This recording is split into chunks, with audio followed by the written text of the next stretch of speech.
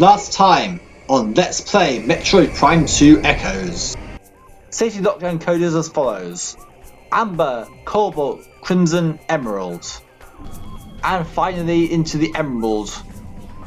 And that will create the pathway forward. And try to find out. I haven't actually scanned dark portals yet, what? 24 parts in and... Wow, okay, well, so we're scanning dark portals. Gonna go through this portal into Dark Sanctuary Fortress. Actually, I'm kidding there. It's not called Dark Sanctuary Fortress at all.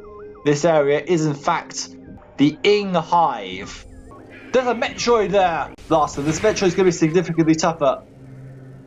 I said it was going to be significantly tougher, but apparently we're able to break it quite easily. We already have sight of our first Dark Temple key. We'll step into the lift to go up in the Ing Hive. Shoot these, and that should deactivate the force field. We go around this. Oh yes! This is a good opportunity to scan these things now. These are the quad CMs, which is the dark beam, but the other quad is getting in the way, dang it! Come on! Ah, okay, well, try that again. Into the morph ball.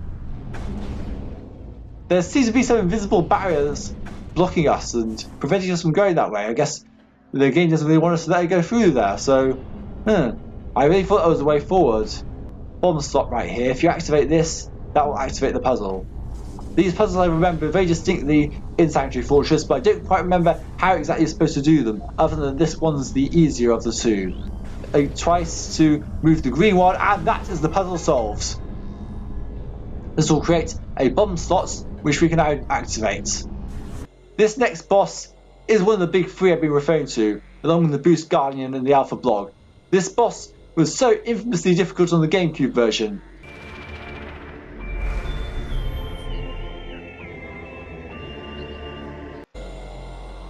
Hello and welcome back to Let's Play Metroid Prime 2 Echoes. We're going to be taking on, oh boy, the second most infamous boss in this entire game. Only more infamous than this one is the Boost Guardian. This boss was one of the most notoriously difficult bosses in the original Metroid Prime 2 on Gamecube.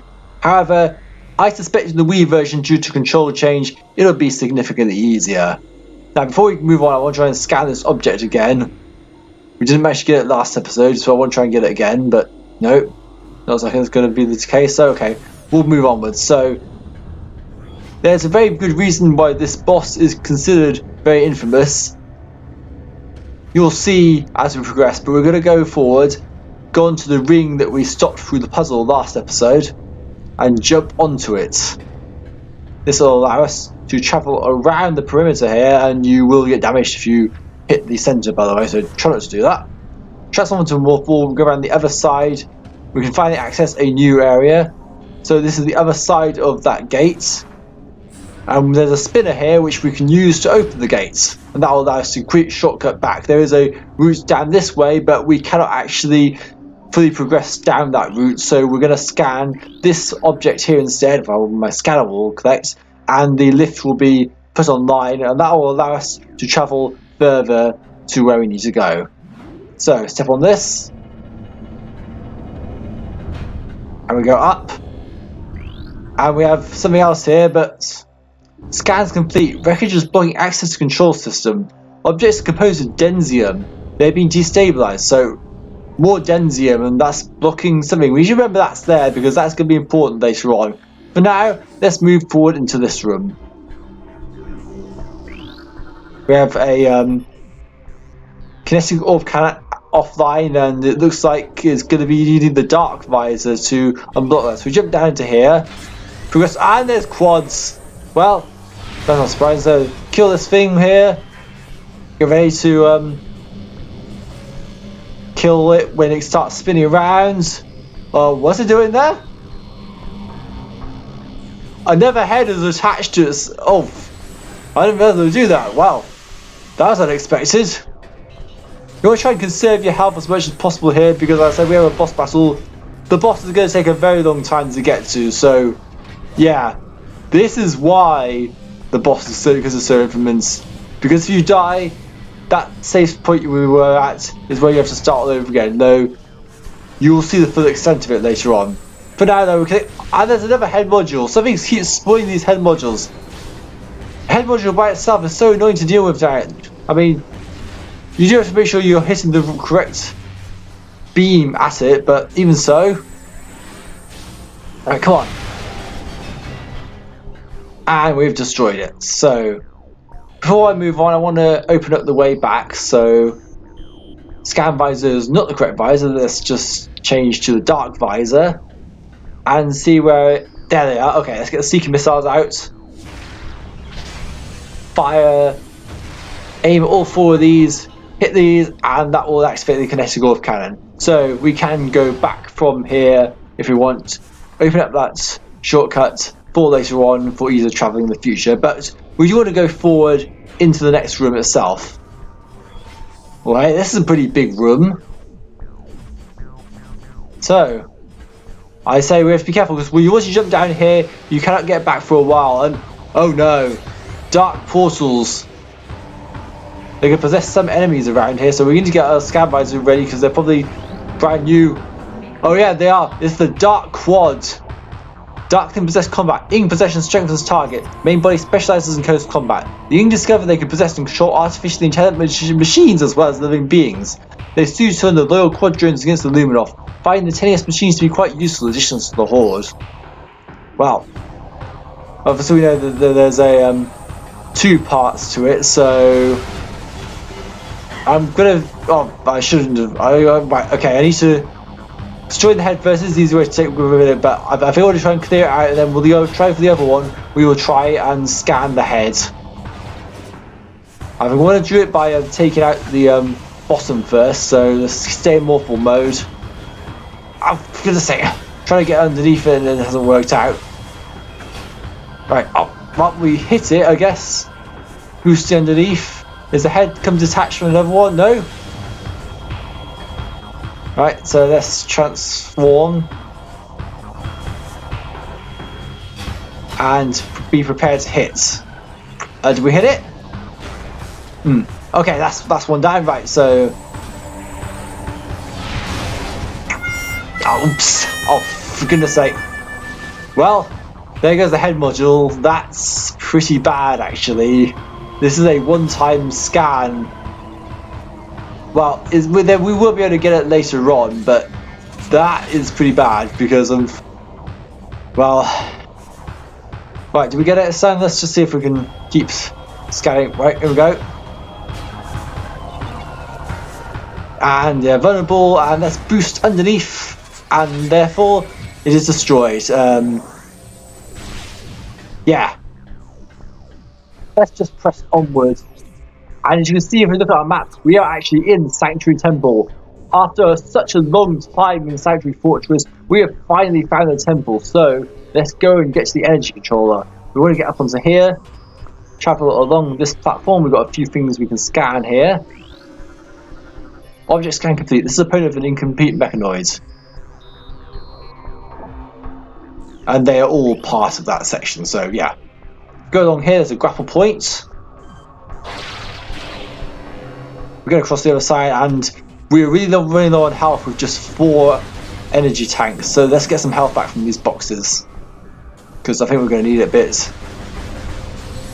As I said, we have a particularly difficult boss coming up, but it's not actually in the Sanctuary Temple. If you look over there to the right, you can see a path with a door that we cannot open. To the left is a translator gate, which we still cannot open. So the only way we can go through is forward along these grapple points.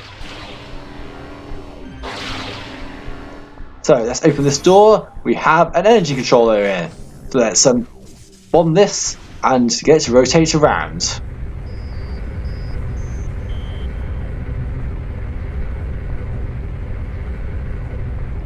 We've seen this several times before, but just for completion's sake, I'm going to go ahead and scan this energy controller here.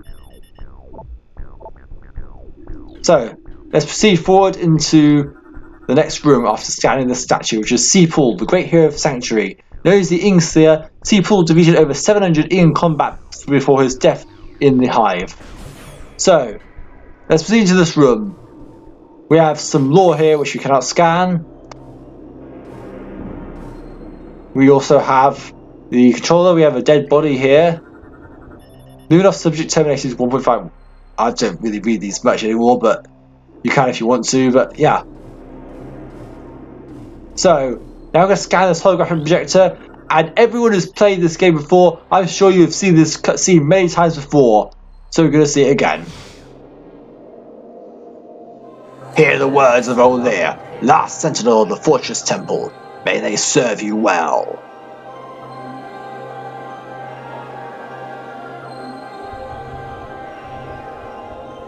This used to be a great fortress, a safe haven for our people during the war. It also holds portals to the Ing Hive, the heart of their dark tribe.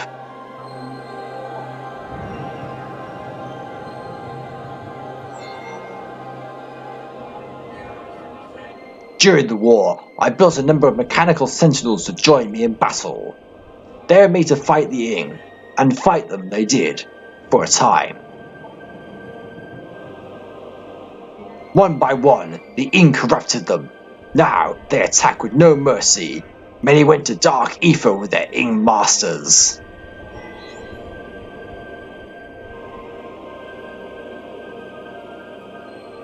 Expect them when you're in the hive. The Ing like to use them as guards. The Ing will protect their home with great ferocity. In all of our battles, the hive has never fallen. I have updated your translator module. You can access devices and doors coded with cobalt holograms. Search the areas now open to you.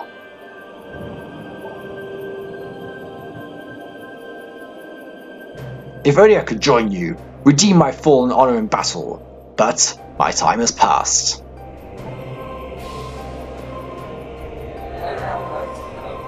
Good luck. Let the light of ether show you the way.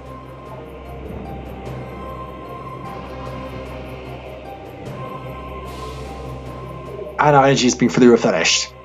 This is always a cutscene that I'm sure you've seen many times before, because remember the last checkpoint in terms of save points was well before this cutscene in the area. We've got some lore here. We're going to scan this. The final crusade. While our forces on Dark Ether fought desperate battles against superior numbers, our best minds completed their work.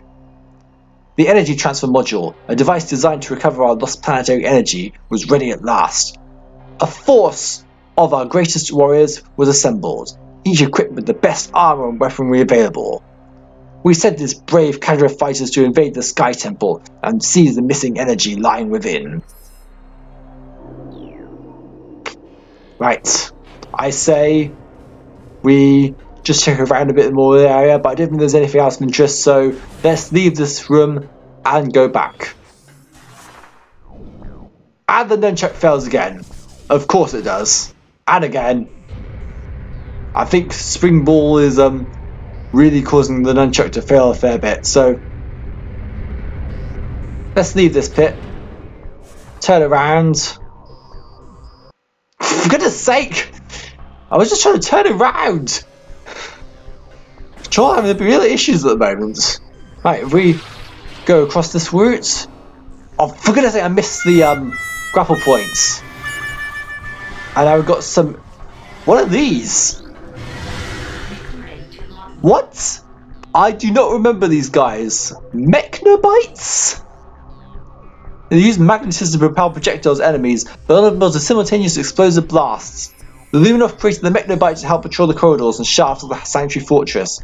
It uses magnetism to keep itself attached to the walls and ceilings. In combat, it will fire projectiles towards its target with a magnetic accelerator. It can only be dislodged by simultaneous explosive blasts.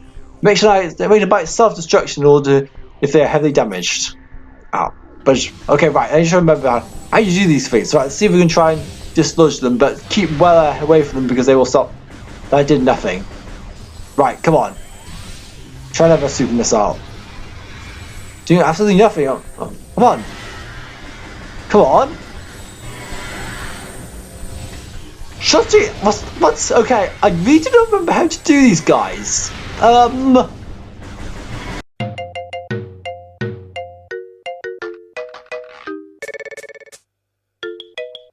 This again. Check a simultaneous I am such an idiot! You're supposed to use the seeker missiles to dislodge these guys. Now it makes sense. Simultaneous explosive blast. I just never used the seeker missile, so I didn't think the fact that you would need to use them to defeat this enemy. That makes so much sense. Now we get away with it. It's like, oh. And we fell for the self-destruct mechanism. But it's okay. We can finally clear these things. These things have taken off a ridiculous amount of health. And they're still being problematic, even though we now know how to defeat them. Ah! Okay, come on. Die, you machines. Go clean shot on them. And there's still one more around, isn't there? It's right behind us. Oof. Taking a lot of damage here. I'm a bit worried about the boss battle now. I'm wondering if I have enough health to survive it, because we had the full health top up, so I'm going to look around. Well, there's some health here, thank goodness.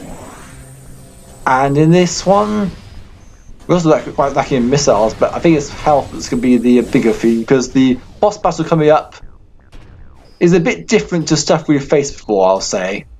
So let's proceed onwards. Finally get through this without being taken down by those stupid Mechanobites who I completely forgot existed.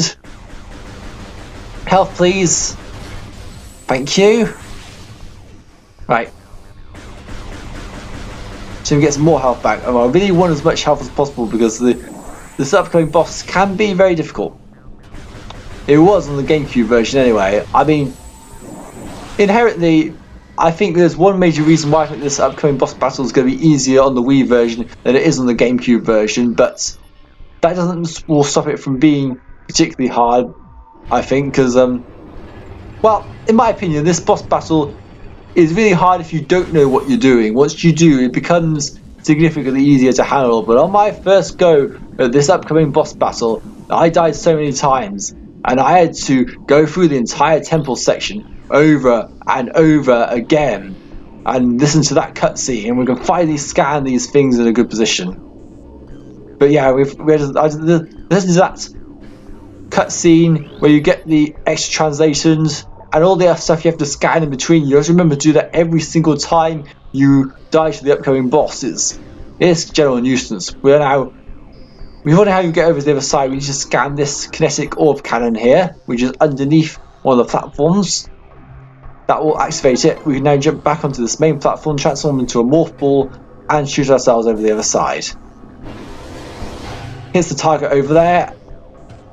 And if we look down here, there's a kinetic orb cannon here too. So that activates the route back. And as you can see, there's a target over in the distance there. That will allow us to return to the previous section, but we're going to go straight forward and go through this door, and this is where the boss battle is. There's something in the tubes there. I think we just scan it. Scan it right here. You have to scan it here, by the way. This is the Spider Guardian. Spider Ball powered Darkling.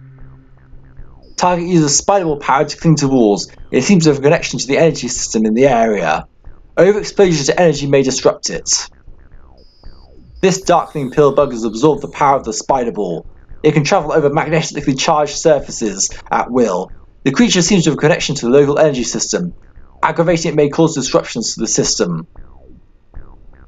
Yes, that is our upcoming boss battle, and to enter this boss battle arena we need to transform into a morph ball. And it looks like we're going to stay in a morph ball.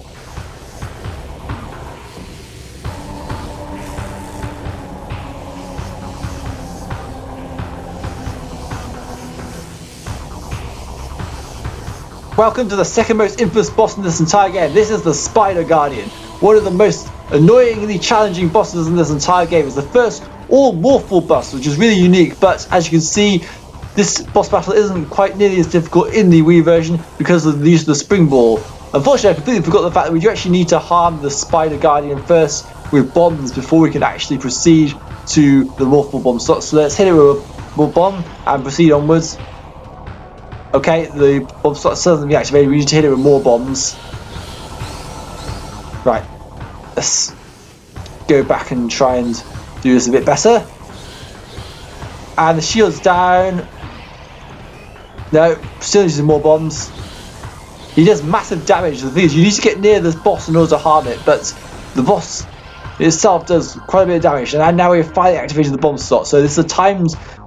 After the nunchuck fail, we're trying to do a springboard jump. Dang it! So this is a timed event now. The Spider Guardian will be running extremely slowly. What we need to do, for goodness sake, if you take too long, it'll fail. But all you need to do is get yourself into the morph ball bomb slots over that side, destroy it, hit it, and then that will change the path. So the Spider Guardian's path goes into this electric current, and that will take off 1/6 of its health, and we can then proceed on to the next bit. So the battle arena is actually changing as we're going through this boss battle, getting progressively harder, and that was such a big boost on the half pipe that we failed to get there. So what we need to do now is to drop down and time our bomb slots just right, and the Spider Guardian hit us again. So what we need to do now is make sure that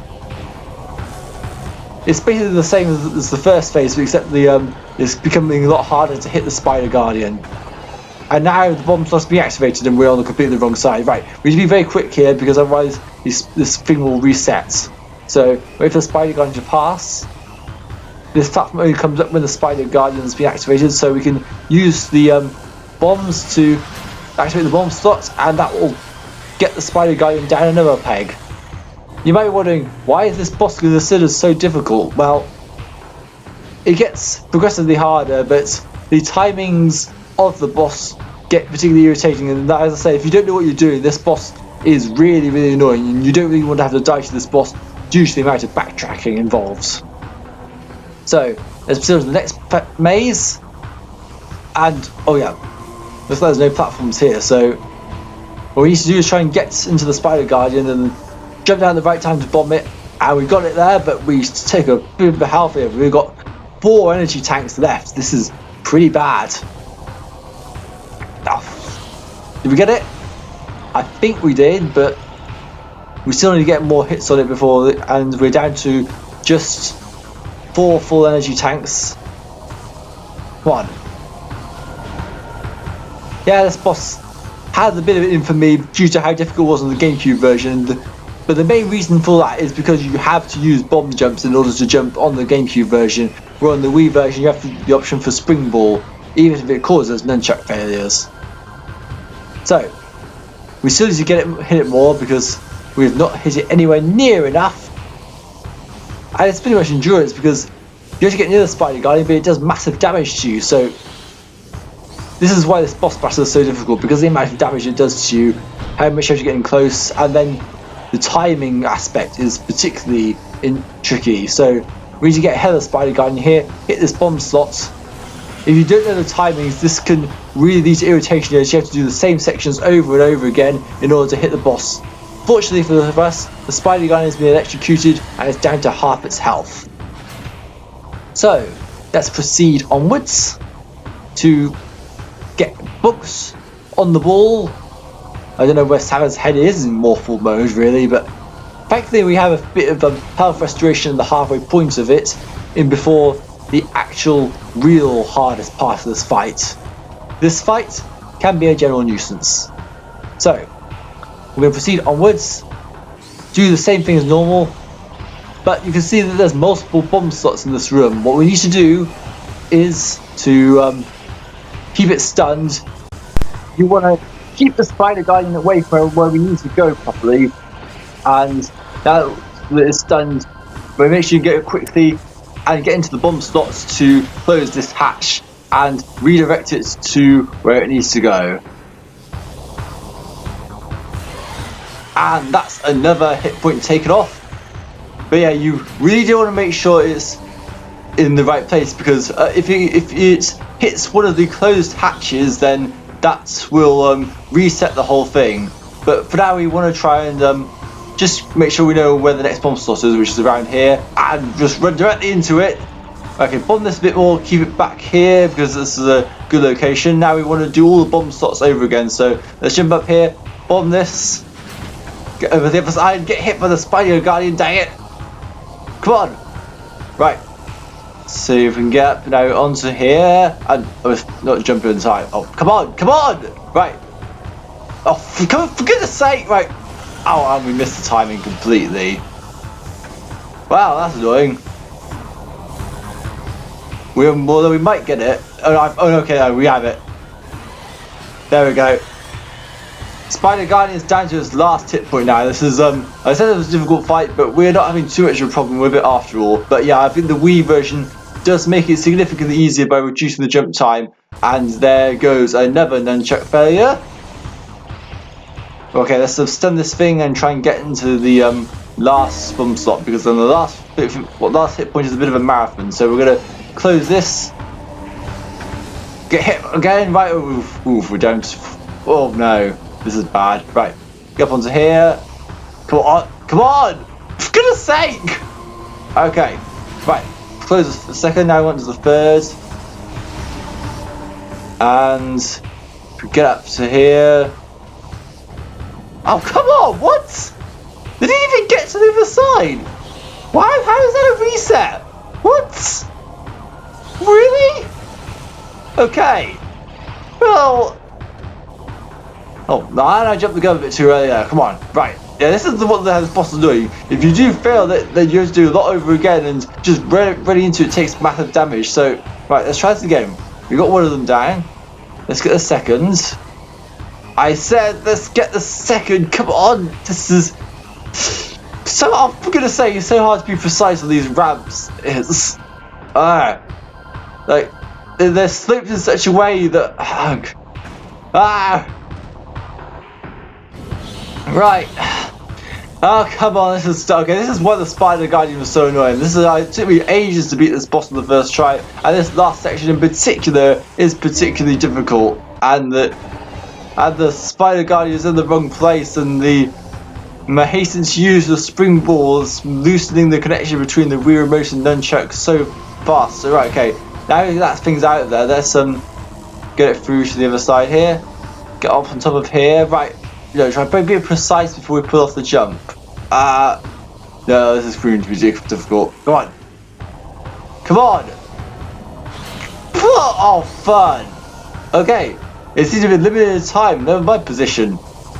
Well, this is going to be particularly annoying. Right, let's do this again. Come on. We don't have all day, you know. I really want my spider ball back. Right, first bomb slot.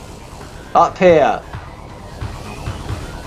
Second bomb slot. Good, that's a lot better. Right, we can do this now. Onto the third bomb slot. Oh, forget it. Oh, come on. Oh, no. Right. We're down to our last energy tank. This is bad, and this has been reset again.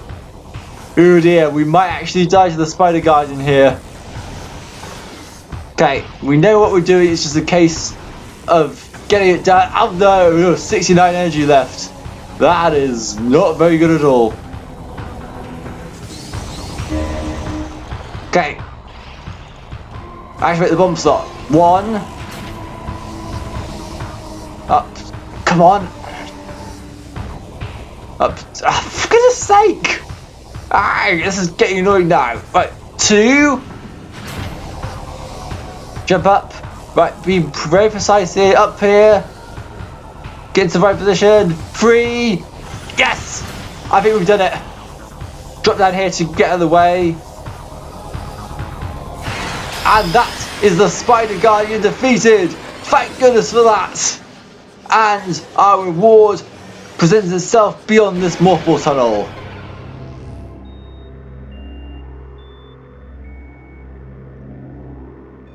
I say let's go ahead and pick it up. We're on 69 energy left, which is not particularly great, but we should be able to get some of our health back on the way. They've got some nice health pickups. And our reward for defeating the Spider Guardian is...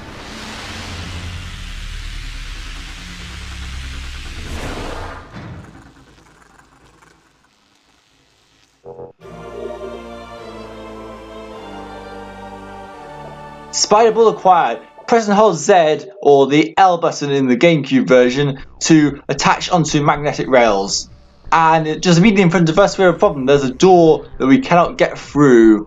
We've seen this door a few times before, and you just have to wonder, how long is that thing going to be looking out for? We're already on part 25 after all.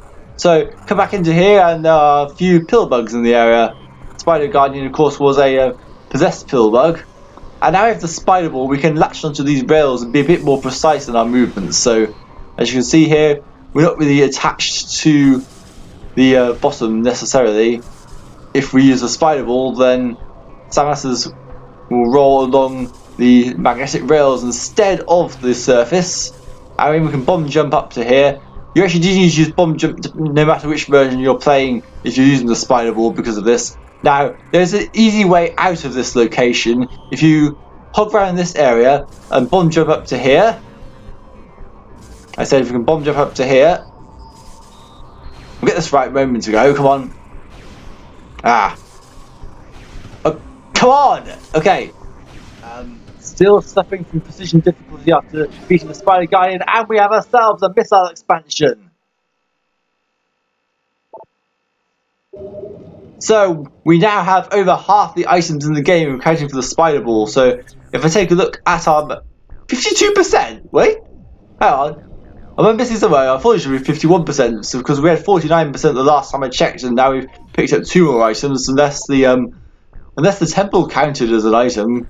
Might have done, but who knows. Anyway, let's use the Spider Ball to get up back this way. You can go back to the other way to connect to the save point, but I'm going to take a quicker route and go downwards because we actually need to leave Sanctuary Fortress now to go where we need to go next. So in that regard, I'm going to take the lift down.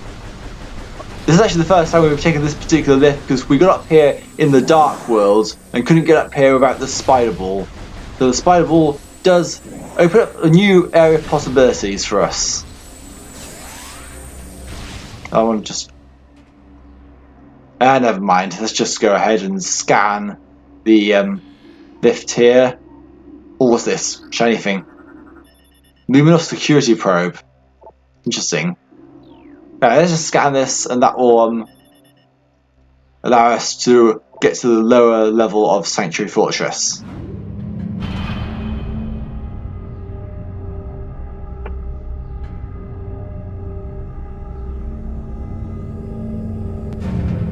So now we're in the lower level. We have on the other side of here, we can get out of here because we have a new logbook entry. This is the Spider Ball track. Magnetic rail system track. In morphball mode, press and hold Z when close to the side of the surface and use the analog stick to move the ball along the track. Release Z to disengage from the surface. And we have some Luminoff lore here, which we can actually scan now. We saw this earlier, but this is Shattered Hope.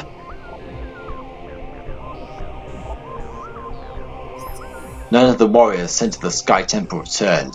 Our forces searched Dark Ether for them in vain. Of the energy transfer module there was no sign. Those sounded, we set out to prepare another mission, to build another module. Try once more to save our dying world.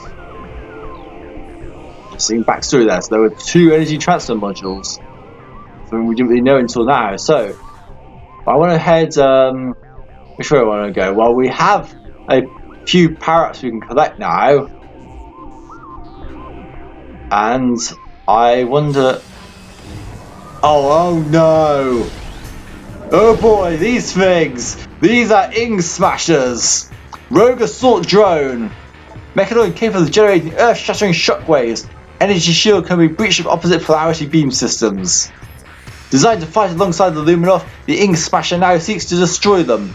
In close combat, it spells such as energized fists into the earth and sends out powerful shockwaves, then pulverizes enemy mobile prey. It fires thousands of missiles against long-distance quarry. It uses an energy shield in battle that can be adjusted to protect against a variety of beam weapons. The shield can be overloaded by opposite polarity beams, however, damaging the Ing Smasher in the process. Hello, not so subtly reskinned elite pirates from Metroid Prime. So they've also got a arm cannon which is not actually needed for the log, but these guys are one of the most annoying enemies in the game, and you have to scan them here because they're only appearing limited supplies. So make sure you get the logbook entry. And like loads of enemies in this entire trilogy, they just love the shockwave attack. What is it with Retro Studios and shockwaves in these games? I mean, just look at how many enemies you see in the entire trilogy who use shockwaves. Right, they've got another shield, so we want to overload these with dark and beam energy. Oh no, there's 2 of them now. This is a problem. We have not saved since we fought the Spider Guardian. Now we're getting ourselves into a really big and complicated boss battle here. Ah! Okay, so what you want to do really, I think I want to go and save. Let's get out of here. Crap! The door's locked. No!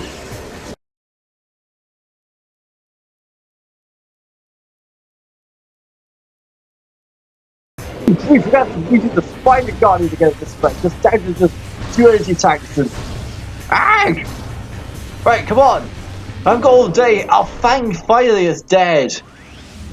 Well, that's good to see. We're running low on time in this episode now, so I'm just going to make a beeline for the nearest save point. We're going to have to pick up all the power-ups around this area in the next episode, unfortunately, because we really don't have the time, because the Spider Guardian was supposed to be the main focus of this episode.